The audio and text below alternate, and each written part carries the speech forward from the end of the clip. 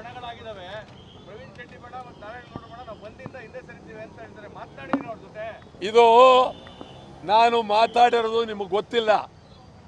ನಾನು 10 ಸಾರಿ ಅವ್ರಿಗೆ ಹೇಳಿದ್ದೀನಿ ಕೈ ಮುಗಿದು, ಗೊತ್ತಾಯ್ತಾ? ಒಂದು ಈ ಬಂದು ನಾನೇನು ಅವ್ರನ್ನ ಬರಬೇಡಿ ಅಂತ ಹೇಳಿಲ್ಲ.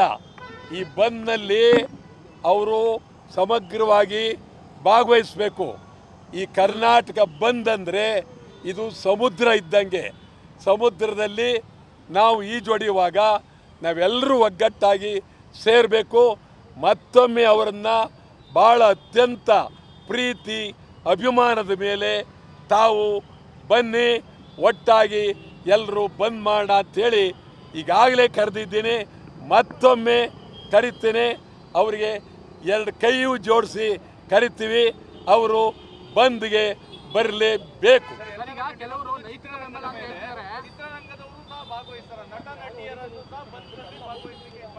ಯಾವುದು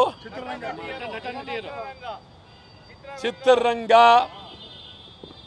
ಸಂಪೂರ್ಣ ಬಂದಾಗುತ್ತೆ ಅಂತ ನಾನು ನಂಬಿದ್ದೇನೆ. ಚಿತ್ರರಂಗಕ್ಕೆ ನಾವು ನಮ್ಮ ಒಕ್ಕೂಟದ ಮುಖಂಡರೊಬ್ಬರಾದ ಸಾರಾ ಗೋವಿಂದ್ ಚಿತ್ರರಂಗದಲ್ಲಿ ಅವರು ಆ ಒಂದು ವಾಣಿಜ್ಯ ಮಂಡಳಿ ಅಧ್ಯಕ್ಷರಾಗಿದ್ದವರು. ಇವತ್ತಾಗಲೇ ವಾಣಿಜ್ಯ ಮಂಡಳಿ ಜೊತೆಲಿ ನಾವು ಪತ್ರ ಬರೆದಿದ್ದೀವಿ. ಅವರು ಮಾತನಾಡ್ತಾ ಇದ್ದಾರೆ. 22ನೇ ತಾರೀಕು 6ರಿಂದ ಸಂಜೆ 6ರವರೆಗೆ ಸಂಪೂರ್ಣ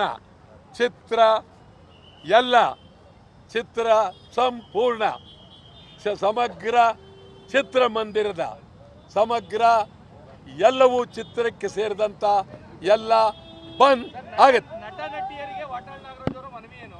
ಯಾವುದಕ್ಕೆ? ಯಾವುದು?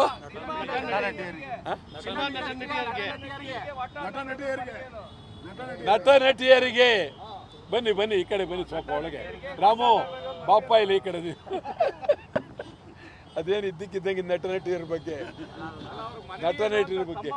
ನಾನು ಹೇಳ್ತೀನಿ ಕೇಳಿ. ಕನ್ನಡ ಸಾಹಿತ್ಯ ಪರಿಷತ್ ಮಲಗಿದ್ದಾರೆ. ಅವರು ವರ್ಷಕ್ಕೊಂದ್ಸಾರಿ ಎದ್ದು 3 ದಿವಸ ಒಬ್ಬಟ್ಟು ಕಡುಬು ತಿಂದು ಮಲಗಿಬಿಡ್ತಾರೆ.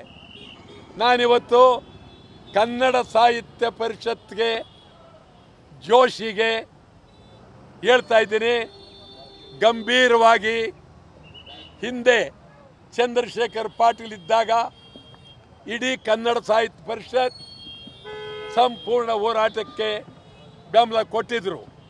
ನೀವು ಬೆಂಬಲ ಕೊಡಬೇಕು. ಸಾಹಿತಿಗಳು, ಎಲ್ಲ ಸಾಹಿತಿಗಳು, ನಾನು ಎಲ್ಲರನ್ನೂ ಕಳಕಳಿಯಿಂದ ಒತ್ತಾಯ ಮಾಡ್ತೀನಿ, ಬೆಂಬಲ. ಸಿನಿಮಾ ನಟರು ಅವರನ್ನು ನಾನು ನಟಿಯರು ಅವರಿಗೆ ಭಾಳ ಅತ್ಯಂತ ಗೌರವವಾಗಿ ಕಳಕಳಿಯಿಂದ ಮನವಿ ಮಾಡ್ತೇನೆ.